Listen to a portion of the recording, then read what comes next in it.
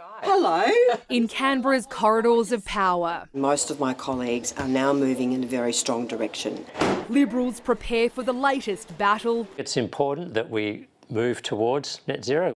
in their protracted and painful climate war. What we're seeing across the world now is a move against net zero. The more than 50 members of the party room returning to Canberra this week to decide whether to dump net zero. I don't think you can have a fatwa on 2 words. I think that's too silly for words. Andrew Bragg leading the charge for the moderates, fighting to keep the target. If the party doesn't stay in Paris and some sort of net zero commitment, you'll quit. Well, sure, but I don't imagine we would ever leave Paris. I mean, Okay. we're a party of government, right? We're not a fringe party. Nearly 200 countries have signed up to the 2015 Paris Agreement to limit global warming by achieving a balance between emissions and removals in the second half of this century. At a UN conference in Glasgow, the pact was strengthened, with most nations pledging to transition their economies to net zero by or around 2050.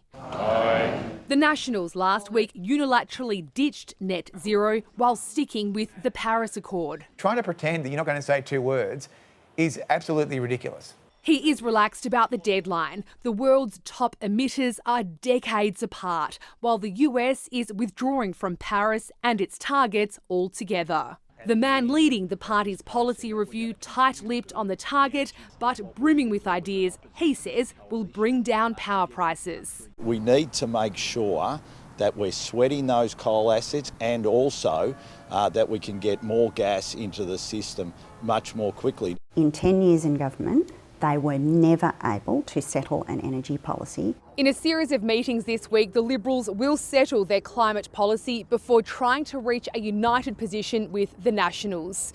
And the stakes couldn't be higher. Just 6 months after its worst ever election result, the party is on the brink of implosion. Frontbenchers are threatening to quit, and Susan Lee's leadership is on the line. Jane Norman, ABC News, Canberra.